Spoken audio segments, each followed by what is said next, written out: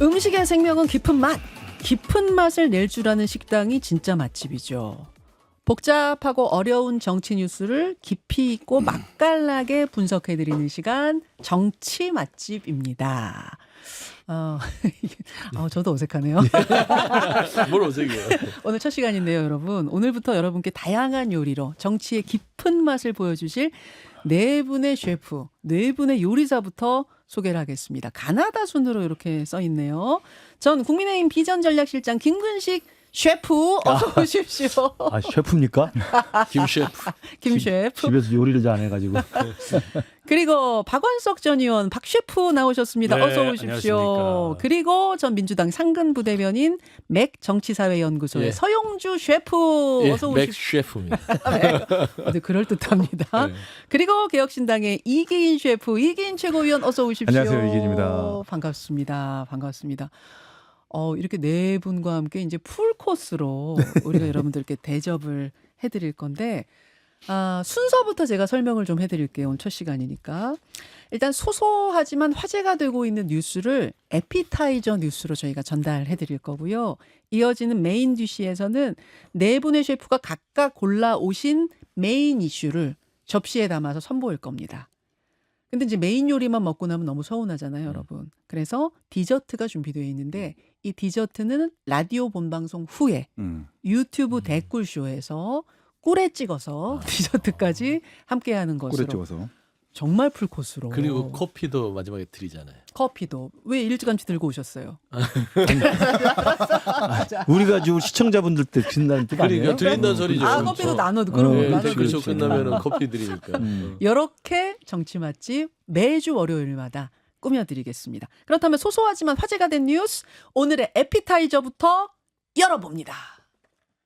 자, 지금 유튜브와 레인보우 화면으로 열린 바로 이 이슈가 오늘의 에피타이저인데요.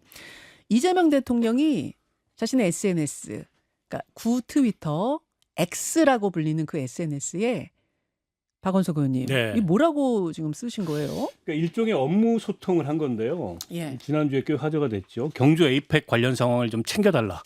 이렇게 이제 김민석 총리를 호명하면서 이재명 대통령이 저 멘션을 달았고 네. 6분인가 지나서 김민석 총리가 안 그래도 지금 경주로 이동하고 있습니다. 이렇게 답을 했어요. 어허. 저거에 대해서 한편에서는 신선하다.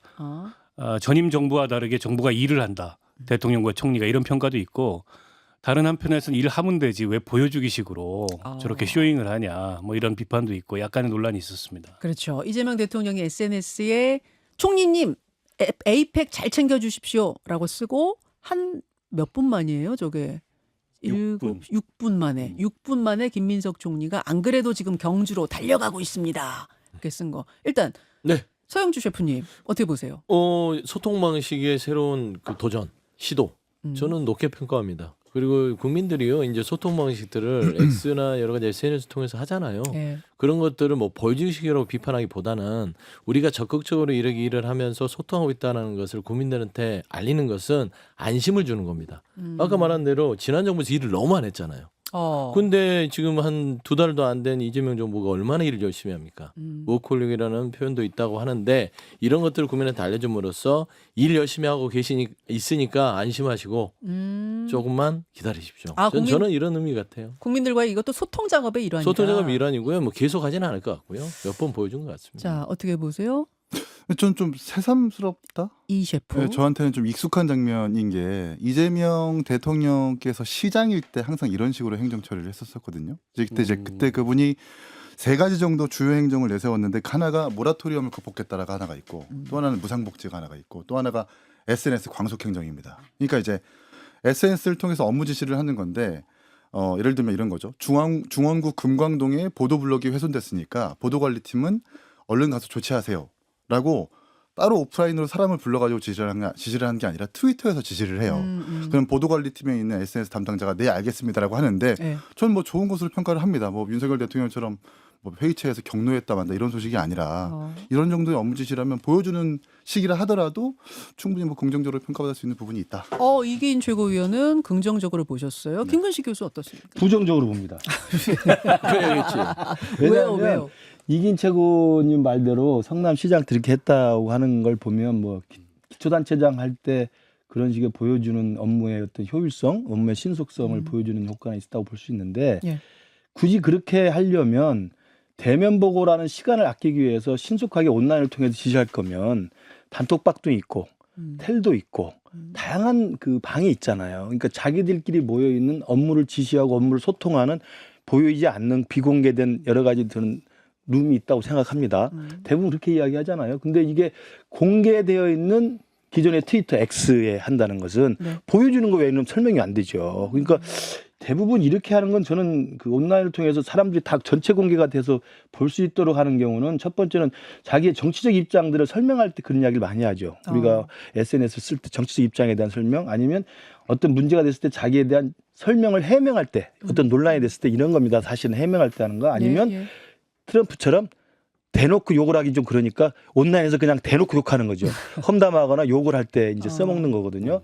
과연 그러면 지금 이재명 대통령이 그 세 가지 경우가 아닌데 경주에 가서 점검하세요. 이것은 그냥 국무위원 방이라든지 아니면 고위 당정협의회 방이라든지 이런 데서 할 수 있는 것이지 왜 공개적인 저 트위터 X에서 하는지 보여지기 외에는 아무 설명이 안 되는 거라 생각해요. 김 타자님한테 제가 질문이 있어요. 예, 셰프. 질문하세요. 행정이 밀실행정이 좋아요, 공개행정이 좋아요? 아니죠. 저건 공개행정 밀실행정이 아니라 그러니까 보여주는 거 외에 국민들이 저걸 알 이유가 뭐가 있어요. 그러니까 행정이라는 것은 네. 공개적으로 투명하게 하는 것들이 원칙이고 어허. 공개되지 않을 비공개들은 그 단톡방에서 하는 게 맞죠. 그래서 물론 이제 비판을 비판할 수는 있으나 잘하는 건 제가 잘했다. 한 가지 첨언을 하자면 희긴 셰프. 이제 윤석열 대통령 정부와 비교했을 때 좀 낫다라는 말씀인 거지 이 자체로는 분명히 평가할 수 있는 부분이 있는 게 아까 예를 들었던 보도 블록을 재활용해서 업무 지시를 한다. 근데 이제 보여주는 식으로 겉으로 보기에는 좋아 보이잖아요. 근데 저는 시의원이었으니까 네. 그 내용을 좀 파악을 해보면 소갈맹이가 없고 다 거짓말이었던 거예요. 그러니까 보도 블록을 재활용한 자체가 없었던 것이고 사실 그냥 바깥에서만 업무 지시만 할 뿐 진짜 행정을 챙기지는 않았더라. 아까 또 칭찬하셨는데 또 지금은 그러니까 비판적인. 윤석열 대통령과 비교했을 때 그런 점이 있다라는 거고 네. 뭐 제가 뭐 이렇게 뭐 자료도 준비를 해왔는데 굳이 안 보여드리겠습니다. 이게 모라토리엄도 거짓말이었던 부분이 있어서 사실 좀 속내를 좀 들여다 보면은 문제점을 할 만한 부분들은 분명히 있다. 자, 박 셰프 어떻게 보세요? 박원석 뭐 셰프. 저는 정권 초기에 그 있을 수 있는 소소한 이벤트 내지 소소한 재미 뭐 이 정도로 그냥 넘길 문제라고 봅니다. 앞으로 계속 이렇게 할 수도 없죠. 그런데다가 이게 지방자치단체 행정하고 다르게 국정이라는 거는 다 드러내고 할 수가 없어요. 물론 이제 아까 이제 김근식 교수 말씀하셨듯이 아니 그냥 지시하면 되지 굳이 이렇게 뭐 보여주기 식으로 할 필요가 있냐. 근데 정치라는 게 또 상당 부분 보여주기 있지 않습니까? 그리고 국민과의 소통 이런 거를 굉장히 강조하는 국정 운영을 하고 있기 때문에 그런 차원에서 그냥 웃고 넘길 문제지 심각하게 그럴 문제는 아니다. 자, 에피타이저는 여기까지. 에피타이저만 하다 끝날 수는 없으니 이런 이야기가 뭐 소소하지만 작은 화제거리인 정치 뉴스였습니다. 이쯤에서 에피타이저 정리하고 메인 디시 뚜껑 한번 열어보죠.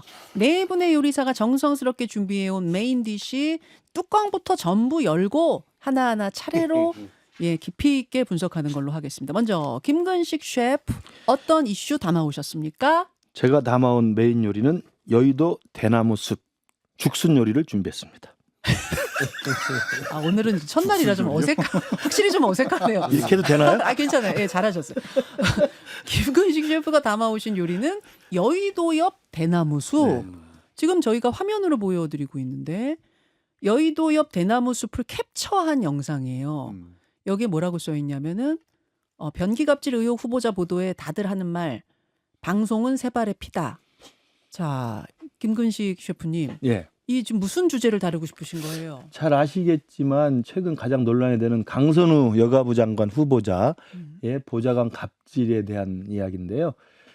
보좌관들 모든 사람들이 다 나서서 이야기를 하고 있지는 않지만 대표적인 분들이 이미 공개적으로 문제 제기를 했고 가장 중요한 것은 대나무 숲이라고 하는 익명성 속에서 저렇게 이야기가 나왔다는 거예요. 그러니까 대나무 숲은 잘 아시잖아요. 여의도에 근무하는 분들이 그냥 대놓고 얼굴을 공개하면서 하기에는 좀 껄끄러운 근데 속에 있는 이야기. 우리 옛날에 임금님기는 당나귀기 있잖아요. 대나무 숲 가서 하는 거 아닙니까? 익명의 게시판. 거기서 저렇게 이야기했다는 것은 정말 속에 한이 맺힐 대로 맺힌 정말 풀고 싶은 이야기를 했다는 거고 그러면서 강선우 후보자의 갑질 이야기를 저는 메인 디시로 제기했습니다. 자, 바로 이어서 갑니다.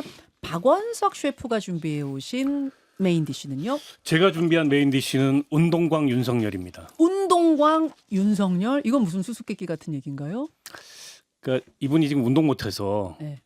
이 구치소에서 나를 운동 못하게 가둬놓는다. 이런 컴플레인을 변호인들 통해서 했기 때문에 운동광이 아닌가 이런 생각이 들었어.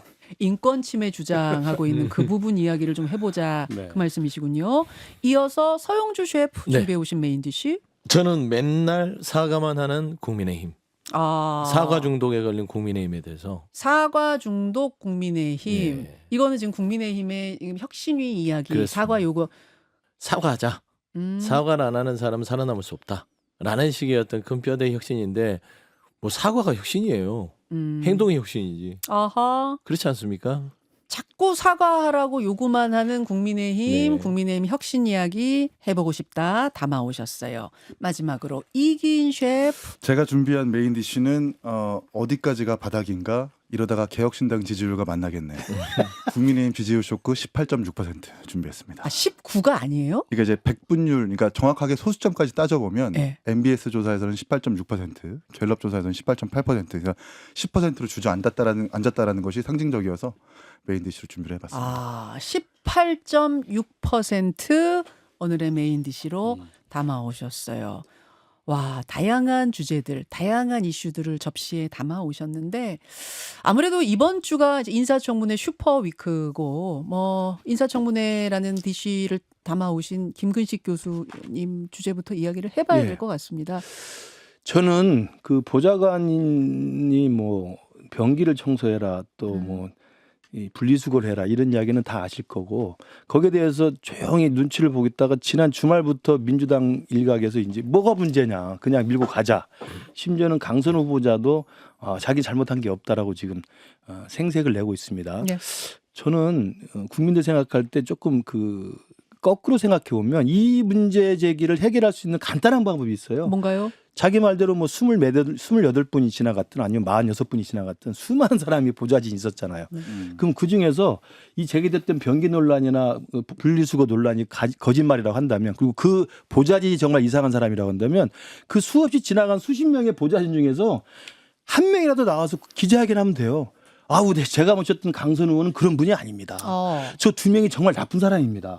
제가 목숨을 걸고 이야기합니다. 내가 겪어봐서 압니다. 네. 여러분 돌팔매 던지지 마세요. 네. 근데 보좌진 중에 누가 나와서 공개적으로나 비공개적으로 그렇지 않다고 하는 사람이 있습니까? 오늘 인사청문회가 지금 열리는데도 한 명도 없습니다. 그럼 뭐냐면 묵인을 하거나 침묵으로 동조하고 있는 거예요. 간단한 겁니다.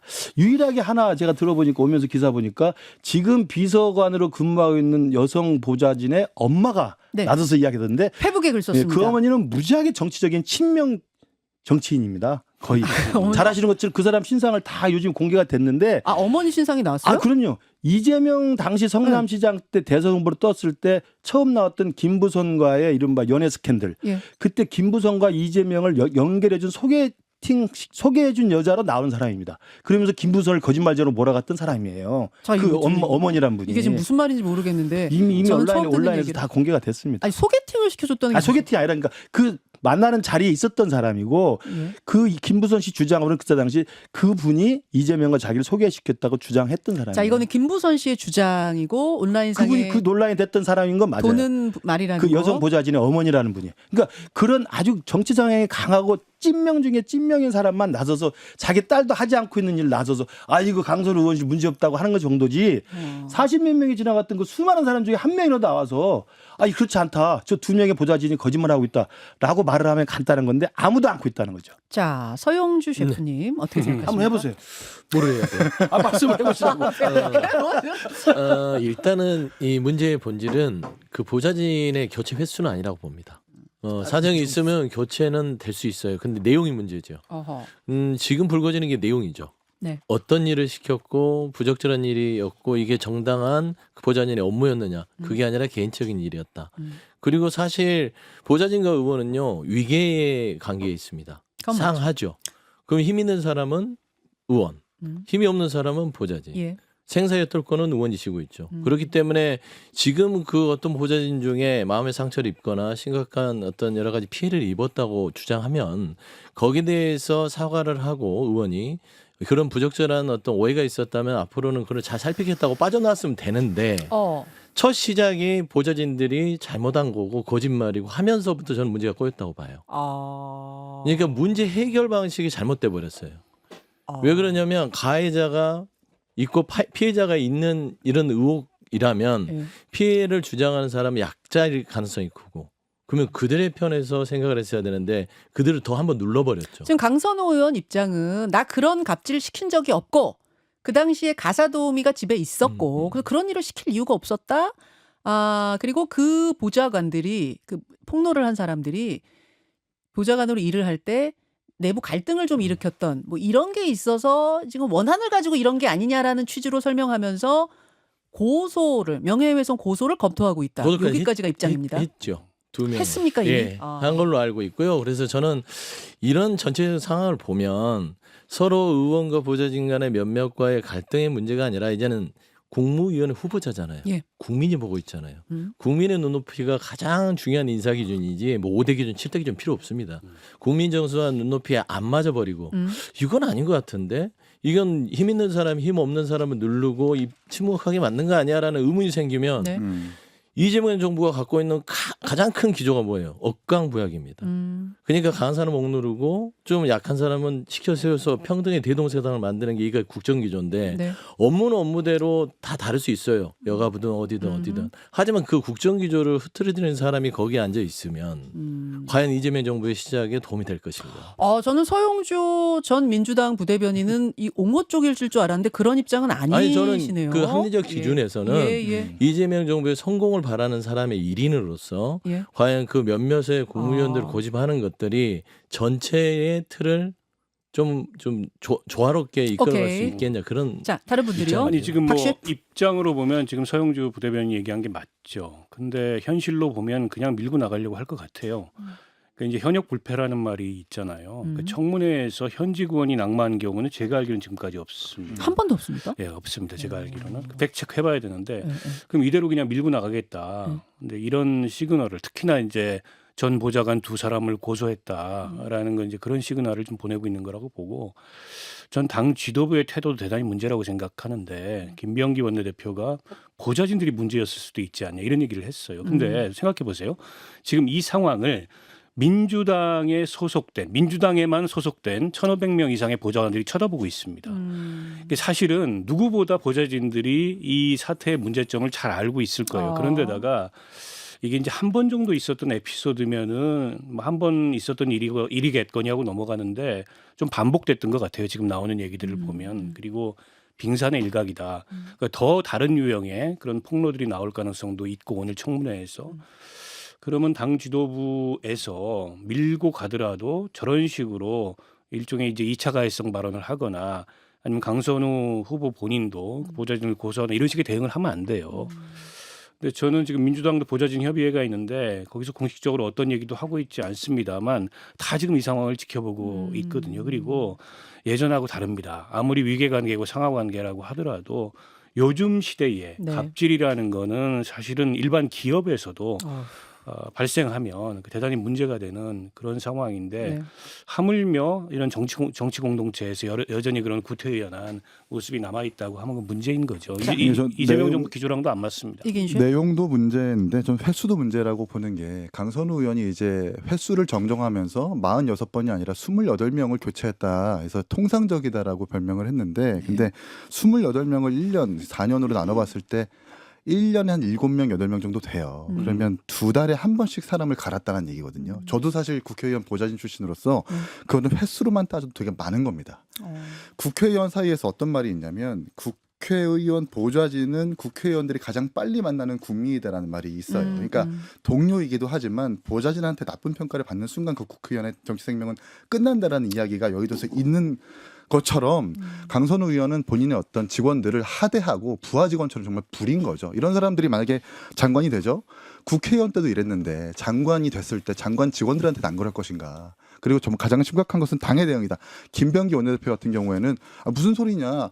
내가 보좌진한테 그냥 변기 어떻게 고치는지 물어본 것뿐이다라고 이렇게 쉴드를 치고 있어요. 이런 것들은 좀 문제라고 생각을 합니다. 당의 입장을 잠깐 제가 말씀드리면, 서 셰프. 예, 당은요, 이게 모질게 할 수 없어요. 그렇지 않겠습니까? 이렇게 왜 자당의 못해요? 의원이고, 그다음에 민주당의 이 입장에서는 그래도 대통령의 첫 번째 이 후보자를 인선했는데, 자, 이분은 안 되니까 내보내세요. 이렇게 할 수 없는 상황이라서 제일 중요한 건 후보자 스스로들. 저는 이게 대통령도 몰랐을 수 있다고 봐요. 김 셰프. 왜냐하면 지금 이 강선우 후보자 행태가 드러나는 거 보면 저도 예전에 이분이 국회의원 되기 전에 패널로에서 몇 번 뵌 적이 있는데 예, 방송에서. 자신한테 필요하고 자신에게 잘해야 될 사람은 굉장히 잘합니다. 공손하고 정말 상냥하고 잘해요. 그러니까 지금 민주당의 일부 의원들도 저는 속았다고 봐요.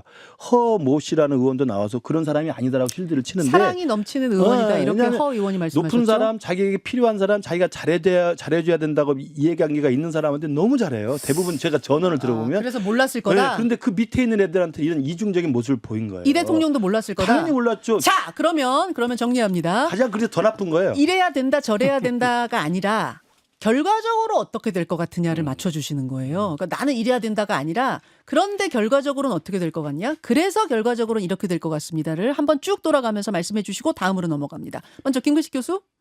저는 못 버틸 거라고 봅니다. 이긴 무낙마, 강행. 강행. 예. 서용주 소장. 저는 정리를 할 거라고 봅니다. 박원석 의원. 그냥 가죠. 자, 정리가 될 거라고 보신 분이 누구죠? 접니다. 서용주 소장 한, 네. 한 분이시고. 저도 그렇고. 김근식 교수랑 2대2네요. 우리는 2대2. 이 정치를 정상적으로 보는 사람들. 비정상적으로 그러니까 정치를 현실적으로 보는 거고. 현실적으로 보는 사람들이. 두 번째 메인 요리 뚜껑 열어보겠습니다. 아까 박원석 셰프가 준비한 이슈예요. 운동광 윤석열 보여드린 사진은 이게 대통령 시절에 어디 프로야구 장면 시구하는 같은데? 장면, 예, 시구하는 장면인데 그러니까 운동을 이 인물이 좋아하는 거죠. 그런데 김계리 변호사가 페북을 올렸습니다. 보여주십시오. 수감자들에게는 운동 시간이 주어진다. 그러나 윤 대통령께는 운동 시간이 없다. 지난번 체포 때도 운동하실 수 있게 해달라고 했더니 대통령께서 운동하시려면 일반 수감자들을 다 들어가게 하고 혼자서 운동하게 하셔야 한다고 난색을 표했다. 방이 더 좁아졌다. 날도 더 더워졌다. 형이 확정된 것도 아니다. 인권 침해다. 요런 글 아니 올렸습니다. 근데 저는 저 김계리 변호사를 포함해서 그 윤석열 그 전 대통령의 변호인들이 참 문제인데 저런 가짜 뉴스를 저렇게 버젓이 SNS에 썼는데 가짜 뉴스입니까? 가짜 뉴스죠. 어. 바로 법무부에서 반박했습니다. 어허. 일반 수용자들과 똑같이 운동하고 있고 다만 혼자서 한다. 그건 일반 수용자들과의 접촉을 금하기 위해서. 분리군요. 근데 저렇게 그 윤석열 대통령이 가뜩이나 지금 여론이 안 좋아요 국민들한테. 물론이죠. 근데 이제 변호인들이 퍼뜨리는 저런 얘기가 여론을 더 악화시킵니다. 그리고 비슷한 예로 당뇨약 안 줬다 이 얘기도 대한민국에서요. 그 약을 가장 어떻게 보면 잘 처방받을 수 있는 데가 수감시설 아닙니다. 거기는 의약분업이 적용이 안 돼요. 의약분업이 예외 지역이에요. 의사가 처방하는 순간 약을 줍니다 이렇게. 그런데다가 밖에 있는 약품도 그 원격 의료라 그러죠. 원격 의료가 수감시설에서 출발을 했어요. 그래요, 진짜? 의사들한테 물어보시면 됩니다. 그러면 바로 배달해 줍니다. 그것도 모르면서 저렇게 변호인들이 가짜뉴스 얘기해가지고 여론을 더 악화시키고 법무부가 바로 반박했잖아요. 법무부 자료 지금 들여다보니까 외부 처방약도 다 줬다. 본인이 뭐 복용하던 약을 안 가지고 와가지고 그럼요. 바깥에서 갖다 줬다 그러고 본인이 원하는 거 이제 가지고 오라고 했대요. 운동도 분리시키기만 할 뿐이지 횟수랑 시간을 다른 수감자들과 똑같이 주고 있다. 근데 이제 운동을 못 하게 되는 수가 있는데 본인이 하루 종일 변호인 접견하느라고 변호인 접견장에 나가가지고 앉아 있으면은 네. 운동 시간을 5시 저녁 5시가 넘으면은 구치소는 뭐 문 안 열어주니까 못 할 수 있어요. 저건 그러니까 박원석 의원이나 저나 좀 오래된 이야기지만 감옥을 살아본 사람이 들으면 가짜 뉴스는 바로 알아요. 저건 대통령이 아니라 국가보안법으로 간첩으로 체포돼서 수감 생활해도요. 운동은 다 시키는 거예요. 그러니까 다 이분들은 네. 민주화 운동하다 네. 가신 겁니다. 근데 예. 어떻게 운동을 안 시킨다는 거짓말 저렇게 버젓이 하는지 저는 김계리 씨가 저런 거짓말로 개몽되지 않았나 이런 생각이 들어요. 아니 윤 전 대통령은 똑같아요. 금방 들통난 거짓말을 변호인들도 서슴없이 해요. 자, 그러면서 지금 오늘 특검의 소환 요청에도 출석을 할지 안 할지 지금 미정이라고 해요. 왜냐하면 몸이 안 좋다. 뭐 이런 그러니까 인권침해 주장하고 지금 다 있는 거죠. 그래서 몸이 안 좋고 이래서 아마 병보석 같은 걸 곧 요청하지 않을까 이런 얘기도 좀 나오고 있거든요. 서 셰프님 어떻게 네, 보십니까? 뭐 무슨 일이들 할 거예요. 저는 수사에 임할 생각은 없는 것 같고 20일 구속 수사 기간 동안만 잘 때워서 어떻게 해서 벗어나 보자라는 것이고 사실 영치금 모금에도 관련이 좀 있는 것 같아요. 불쌍하다, 핍박받고 있다, 돈 좀 보내달라라는 어허. 거 지금 좀 돈 떨어질 때가 됐거든요. 어. 그리고 솔직히 구치소에 있으면서 무슨 운동 타령입니까? 반성을 해야지. 그리고 운동이요. 홈트 안 해봤어요? 옥트 해야지 옥트. 감옥에서는 옥트를 해야죠. 팔굽혀 펴기 스쿼트. 이게 다 운동이지 무슨 누가 운동을 시켜줍니까? 무슨 피서 왔어요? 어허. 그거 아니잖아요. 무슨 피서 왔 그래도 운동은 바캉스 왔냐, 해야지. 지금. 그럼요. 바카스 온 거 아닙니다. 뭐 호캉스 왔냐, 국캉스 왔냐. 그러니까 국방수 온 것도 아니고 그러니까 네. 미결이든 기결이든 간에 일단은 구치소에 들어가 있으면 죄의 혐의가 있어서 들어온 거면 반성하고 거기에 대해서 정당하게 수사를 받고 네. 거기에 대해서 법률적으로 대응해서 풀려날 것 같으면 풀려나고 해야지 이런 식으로 말도 안 되는 대응을 통해서 지지자들 자극하고 돈 좀 어떻게 좀 모아보려고 하는 저는 꼼수라고 봐요. 참 눈살이 찌푸러지는 한 대목입니다. 자, 이 셰프님. 저도 이제 구치소 수감이나 영창 수용, 영창 같은 곳 수용이라고 하는 것이 사실 구금의 목적도 있지만 형벌의 목적도 있다. 이 법을 어떻게 위반했는지 소명될 때까지 강제 구인해 놓는 것인데 덥다고 에어컨 만들어 놓고 또 춥다고 난방 틀어 놓는 것은 말 그대로 진짜 그건 감옥이 아니라 호캉스죠. 그리고 형사사법 절차라고 하는 것이 병이 아니라 법으로 판단되어야 되는 거잖아요. 그런 점에서 봤을 때 너무 최소한의 조치는 필요하겠지만 특혜는 안 된다는 말씀을 드리고 싶습니다. 근데 알겠습니다. 조국하고 다른 건 돈 모으고 뭐 자기가 억울하다고 하면서 했던 건 비슷한데 조국은 운동은 열심히 했던 것 같아. 뭐 갑자기 또 조국이야. 아니, 그래서 우회전인가요? 제가 이제 운동광이라고 표현을 하긴 뜬금포긴 합니다만. 했습니다만 네. 그분이 운동을 열심히 하는 분은 아닌 것 같잖아요. 딱 봐도. 왜요? 아니 운동을 열심히 외모만 하면 가지고 몸이 또 그렇지는 않겠죠. 그래서 저희 얘기는 변호인들이 그 뭐 지지자들 자극하기 위해서 하는지 아니면 정말 뭐 영치금 모금을 위해서 하는지 모르겠지만은 사실과 너무 다른 얘기를 하고 있고 그리고 저렇게 윤 전 대통령처럼 각별히 개호를 하는 그런 수감자들이 운동하는 별도의 시설이 있습니다. 전체 재소자들이 모여서 하는 운동장이 아니고 각각 독거 운동장들이 따로 있어요. 때문에 그 일반 수용자들하고 겹치지 않기 위해서 운동을 안 시킨다는 거는 명백한 가짜 뉴스 근데 거짓말입니다. 그 운동광 중에 하나는 맞은 것 같아요. 광. 광자 하나는 맞는 것 같아요. 그건 저기 디저트 때 말씀하신 알겠습니다. 디저트로 미루겠습니다. 이번엔 서용주 셰프가 골라오신 이 메인 디쉬를 열어볼 텐데 사과 중독 국민의힘 이러셨어요. 아까 못 본 영상을 좀 볼 겁니다. 윤희숙 혁신위원장이 어제 기자회견을 좀 길게 했습니다. 그중에 한 대목 듣고 오죠. 우리가 지금 탄핵의 바다를 건너지 못하게 되는데 더 이상 사과할 필요도 없고 반성할 필요도 없다라고 얘기하시는 분들 지금 당을 중동질로 다시 밀어넣고 있는 겁니다. 탄핵의 바닷속으로 아예 그냥 더 머리를 쳐들지 못하게 당을 누르고 있는 거예요. 저는 이런 분들이 인적 쇄신의 영순이라고 생각합니다. 사과를 해야 될 사람들 8대 과오를 어제 쭉 리스트를 지적했습니다. 이런 거 등이 국민의힘의 문제다. 그분들 개별적으로 다 사과하셔라. 근데 사과 못하겠다고 하는 분들 있죠. 그분들이 인적 쇄신 영순입니다. 사과 못하겠다고 한 사람들이 있었어요. 지난주에 인터뷰 등을 통해서 나경원 의원이 탄핵에 반대한 게 그게 사과할 일이냐 이렇게 이야기를 했고요. 장동혁 의원이 아까 뭐라고 했더라? 사과를 정확한 워딩이 장동혁 의원의 정확한 워딩이 뭐였죠? 사과만 하다가 날 샌다. 사과하다 날 샌다. 자꾸 왜 자꾸 사과만 하라고 그러냐 이제 이런 취지의 또 발언을 했는데 그럼 결국은 서 셰프님 나경원 의원, 장동혁 의원 두 사람을 직격한 거라고 봐야 돼요? 저는 뭐 두 분이 발언이 있었으니까 거기에 받아친 거라고 보는 것인데 사실 사과나 반성을 안 했던 국민의힘은 아닙니다. 뭐 불법 계엄이다. 그리고 송구하게 생각한다. 좀 어설픈 사과는 하긴 했어요. 제가 이 혁신위원장 윤희숙 위원장의 이 발언들을 보면서 사과 반성도 이렇게 힘들게 하는 게 무슨 혁신이에요. 혁신 단박이어야 됩니다. 그리고 사과 반성이 무슨 적선하듯이 국민들한테 억지로 쥐어짜듯이 해서 하는 게 그게 무슨 혁신이에요. 저는 사실 김용태 전 비대위원장이 네. 5대 개혁안 중에 1번, 2번 아직도 기억하고 있어요. 탄핵 반대에 대한 한 당론을 처리하자.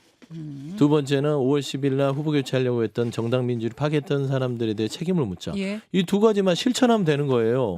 뭘 어렵게 돌아가요. 그래서 저는 윤희숙 혁신위원장이 쇼를 하고 있구나. 혁신쇼. 윤희숙 혁신위원장을 지금 그렇습니다. 저는 비판하시는 이미 거예요? 송원석 지도부와 친윤들과의 짜고 치는 혁신이다. 그러니까 국민들한테 요란하게 꽹가리만 치는 겁니다. 아니 어제 기자회견 저 다 봤는데 그렇게 뭐 짜고 치는 느낌 혹은 옹호하는 느낌 아니 없던데요, 혁신위원장 지도부를? 힘이 있어요? 그러니까 혁신위원장이? 송원석 지도부가 오케이를 안 해주면 혁신위원장 아무리 떠들어봤자요 그냥 공연불이죠. 어허. 이제 그거에 대한 정권을 가져오지도 못하면서 떠들어봤자 결국에는 국민들한테 네. 속이는 건데 우리가 음식점 가면 예. 아실지 모르겠으나 못 먹는 음식이 있어요. 모형 음식이라고.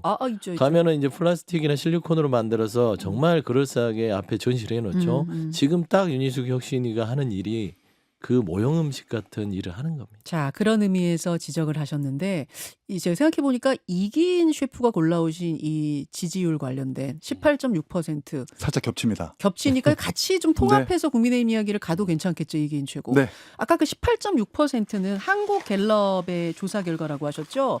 이 한국갤럽 조사는 조사 어떻게 한 건지를 저희가 말씀을 좀 드려야 될 것 같아요. 이 이야기는 제가 잠시 후에 좀 소개하기로 하고 국민의힘의 어제 이 혁신위의 발표들 이기인 최고는 어떻게 보셨습니까? 저는 일단 윤희숙 위원장부터 인적 쇄신 대상이다라고 말씀을 드리고 싶은 게 윤희숙 위원장이 경제통이고 정책통이고 다 알겠는데 지난 대선 과정에서 그러면 여의도 연구원장이었던 윤희숙 위원장은 잘못이 없는가? 전 아니라고 보거든요. 지난 대선 과정에서 친윤들이 당의 주류 세력들이 무리하게 후보 교체 시도하려고 했었습니다. 거기에 엄호사격했었던 사람이 바로 윤희숙 위원장이었어요. 김문수 후보는 단일화를 거부할 거면 당장 후보직을 내려놓으라라고 본인의 SNS에 썼던 사람이 바로 윤희숙 위원장인데 지금은 아무런 잘못이 없는 것처럼 그냥 사죄문 쓰고 이게 과연 유권자들에게 과연 납득시킬 수 있을 것인가라는 생각이 첫 번째로 들고 두 번째는 안철수 지명자가 꺼냈었던 인적 쇄신 청산에 대해서 그게 제명이나 출당 정도가 아니라 쌍권 지도부의 차기 총선 불출마였다는 건 아닙니까? 예. 근데 그걸 가지고 윤희숙 위원장이 그것조차 거부하고 있는. 그러니까 총선 불출마조차 안 하겠다라고 하면 도대체 이 혁신은 뭘 할 것인가? 잠시만요. 근데 거부한다, 총선 불출마를 그건 안 받아들이겠어. 그건 아니잖아요. 네, 물론 이제 당원들이 그런 권한을 준 적이 없다라고 그냥 뭉뚱그려서 얘기를 했는데 사실상의 거부라고 보세요. 정말 혁신을 할 생각이 있다면 그런 책임이 있는 사람들한테 어떻게든 책임을 지어야 되는 것이 혁신위원장의 책임이자 할 일이라고 생각하는데 그것조차 거부하는 게 전 되게 비판받아 받을 지경이라고 생각을 하고 무엇보다 지금 윤희숙 위원장이 두 번째로 발표한 혁신안이 최고위를 없애겠다. 그리고 시도당 위원회에 재량권을 부여하겠다라는 거예요. 정말 핀트가 어긋난 전 혁신안이라고 생각을 합니다. 왜요? 계엄과 탄핵에 대해서 정확하게 인정하고 통렬한 반성을 통해서 뭔가 혁신의 발판을 마련해야 되는데 최고위에서 이전 투구하는 모습이 싫으니까 최고위를 없애겠다. 내지는 기존의 시도당 위원회에서 재량 권한이 없으니까 재량을 더 부여하겠다라고 하는 것은 이상한 헛소리하는 거라고 좀 보거든요. 야, 서 셰프, 이 셰프 모두 다 윤희숙 혁신위원장에 대해서 굉장히 지금 비판적인 시각으로 보셨는데 다른 의견 있습니까? 저도 김 비슷하게 셰프? 봐요. 윤희숙 위원장 정책통 경제통이지 정치통은 아니에요. 그렇기 때문에 사실은 지금 이야기하는 사과를 하겠다고 8개 무슨 8대 과오. 이야기를 했잖아요. 근데 그 이야기를 자세히 들여다보면 사과할 사람들을 이렇게 곰곰이 생각해 보면 예전에 우리 천주교에서 나왔던 운동 있잖아요. 내 탓이오, 내 탓이 운동. 우리 모두 다 죄인입니다. 너나 나나 다 죄인이니 다 우리 그냥 묻고 갑시다라는 거예요. 왜냐하면 거기 김문수도 들어가 있죠, 한동훈도 들어가 있죠, 쌍권도 들어가 있죠. 다 자기만 빠져 있어요. 그렇죠. 이긴 최고 말한 것처럼 사실은 강제 단일화 시도 때 가장 먼저 당직자 중에서 엄포를 놓은 사람이 윤희숙 당시 여의도 원권장이에요. 사퇴하라고. 그런 상황에서 8개 사안을 하면서 내 탓이오 하면서 묻고 가자는 것이고 기껏해야 사과해요. 적어도 김용태 혁신위에서 말한 것처럼 당론 철회라고 하는 구체적인 액션이 있거나 예. 아니면 당무감사에서 책임을 묻는 구체적인 액션이 있거나 구체적인 행동이 나와야지 사과하세요. 나는 안 해도 돼요. 뭐 이런 거잖아요. 야, 그러니까 이런 것에 대해서는 양쪽 다 욕을 먹게 돼 있습니다. 사과하라니까 사과조차 용납 못하는 그 친윤 구주류한테 욕을 먹고 예. 또 사과로도 부족하다는 김근식 같은 개혁파한테 욕을 먹고 양쪽으로 욕을 먹으면서 저는 시간을 갈 거라고 봅니다. 맥소전한테도 욕 저는- 먹고. 그렇죠. 어제 그 윤희숙 위원장 기자회견을 보면서 박슈 결국에 이제 제풀에 지쳐가지고 이번 혁신이도 좌초되겠구나라는 생각이 드는데 윤희숙 위원장의 어제 기자회견 때의 모습은 혁신 호소인이었어요. 근데 지금 국민의힘이 그렇게 호소한다 그래서 혁신이 될 상태가 아니잖아요. 칼을 들어야 되는데 칼은 들지 않고 이 사람도 잘못이고 저 사람도 잘못이고 이것도 문제고 저것도 문제고. 근데 지금 국민의힘의 혁신을 양비론으로 혹은 모두 가기로 접근해서 할 수 있는 게 아니거든요.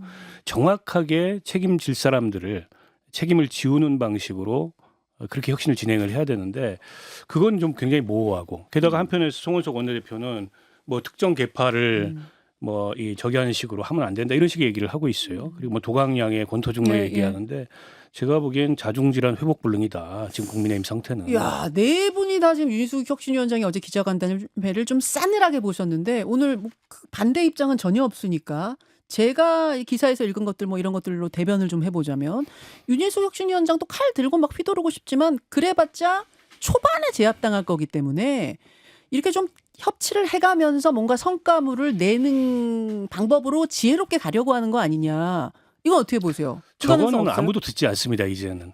저렇게 무디게 이것도 문제고 저것도 문제고 너도 문제고 나는 문제라고 안 했구나. 쟤도 문제고 그냥 내 탓이오. 이렇게 얘기하면 다 모두 가게 하는 거잖아요. 그럼 지금 당연히 그런 반론이 나오죠. 당신은 자유롭냐? 이뇨한 혁신위가 좌초돼서 엉망이 됐잖아요. 예. 그래도 그때 이뇨한 혁신위는 영남 중진 다선은 불출마라는 구체적인 대상과 액션을 지목했어요. 예. 물론 그것도 좌초됐지만 지금 윤희숙 위원장이 하고 있는 이야기는 그냥 물에 물 탄 듯 술에 술 탄 듯 나만 죄 없고 당신들은 다 죄이냐. 왜 그런다고 보시는 거예요? 그러면 속사정, 속내. 쌍권 지도부가 임명한 여의도 연구원장이고 제가 볼 때는 보이지 않는 손에 의해서 윤희숙 그 위원장이 움직여지고 있는 게 아닌가라는 제 개인적인 생각이 있습니다. 비대위원들의 구성을 보면 힘을 쓸 수 없는 구조잖아요. 아하. 비대위원을 예. 송원석 지도부, 친윤 지도부가 따지고 보면 임명을 했고 윤희숙 위원장 얼굴마담이에요. 좀 이렇게 박하게 얘기하는 이유는 정치적 현실입니다. 그러니까 혁신이라는 칼이 갈아지지 않았다.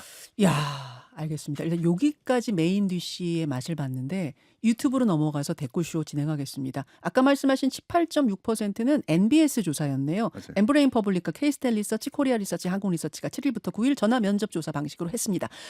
아유, 숨차네요. 여기까지. 일단 마칩니다. 고생하셨습니다. 네, 감사합니다. 김현정의 뉴스쇼는 시청자 여러분의 참여를 기다립니다. 구독과 좋아요, 댓글 잊지 않으셨죠? 알림 설정을 해두시면 평일 아침 7시 10분 실시간 라이브도 참여하실 수 있습니다.